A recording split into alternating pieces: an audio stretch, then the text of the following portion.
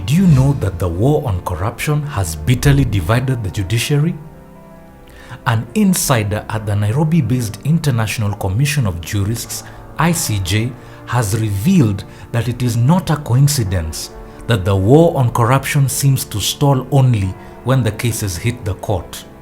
He observed that the Kenyans are so concerned, and rightly so, about claims of what has been stolen by politicians and their allies. They even celebrate hard the arrest and arraignment of these culprits in courts.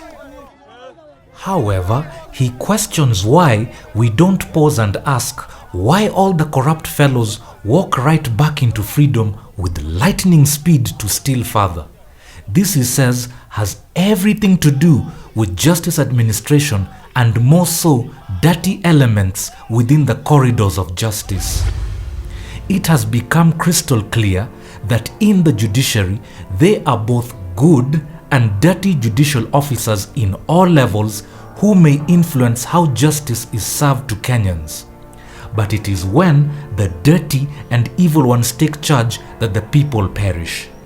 It can now be revealed that the war on graft has divided the core of the judiciary so majorly that it has practically stalled and deviated from its main mandate. Motivated by self-gain and protectionist mentality, top judges have divided themselves into two camps, that is, those who condone corruption and those that don't. Unfortunately, the judges who condone corruption are more compared to the others, thus tilting the judiciary scale towards corruption. Word on the street is that those that condone corruption have been compromised by corrupt fellows outside of the judiciary, some of whom have ambitions of taking over power. The thinking is that these individuals, whose only advantage is the money they have stolen from public coffers, can only be assured of ascending to power by bribing and pocketing judges to keep them out of jail long enough to compete for the presidency and even eventually tilt the presidential election petition in their favor if and when it comes to the Supreme Court. Lucky for them, some judges like Mwilu are ready to form alliances since she also has something to protect. Word has it that no corruption case is determined in Kenya without Mwilu's input. Observers argue that she may have already been pocketed by Dr. Ruto's Tanga Tanga camp to do their bidding for them, a feat that can be used to explain why all corruption cases involving Ruto's men have either disappeared or have stalled. For example, when Kiambu Governor Ferdinand Waititu was granted an anticipatory bail against the wishes of Maraga, who is among the good judges, Mwilu became so mad that she vowed to reinstate the rogue judge who Maraga had suspended. All this she did to please her new ally Ruto. Corrupt judges offer a soft landing to corruption criminals in exchange for money, thus obstructing justice. It is a known fact that Ruto's ambition to become the next president has seen him engage the overdrive of bribing any item that can work for him. Mwilu is proving to be a very good investment.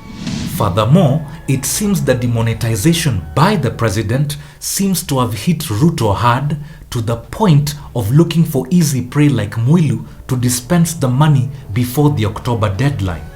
Sources indicate that the DP is so eager to disperse the money, with his unquenchable thirst for power being the main motivator in courting Mwilu, whom he believes wields power in the JSC. With corrupt judges like Mwilu, she goes even further to bribe the media, sensationalizing her struggles with court cases with the aim being to gain sympathy for her. It has been revealed that she bribed for a story to be published in the Standard newspaper for her to gain public sympathy. It simply adds up, as throughout the whole story there was no mention of her charges. She believes in the imaginary lie that her woes are because of the September 1st, 2017 nullification of the presidential election results. Nothing is further from the truth that she is corrupt and that there are charges against her for crimes committed. To know just how far her tentacles have reached is on the recent ruling on her case, where the evidence was irrefutable, but the judges went on a technicality on how the evidence was acquired. Is it a case of judges protecting their own? Do other Kenyans enjoy this kind of selective justice? Or do they rot in jail for stealing a neighbor's chicken just to get a meal for his or her children? With manipulative cartels such as Mwilu at the helm of the judiciary, forming alliances with corrupt politicians who are hungry for power, Kenyans have no hope of ever winning the war against corruption. All doors to obtaining justice will be completely shut, marking the end of this nation. Kenyans must demand 100% accountability beginning at the JSC. What will happen if a corrupt judge becomes the next CJ? What kind of evil can he or she rain on Kenyans when in combination with the chief looter of all times? Where will this nation be after 2022? The choice is yours. You either stand up right now and demand a more just judiciary, or you will perish. Stand up for something. Don't sit down and wail. Get up, stand up for your right.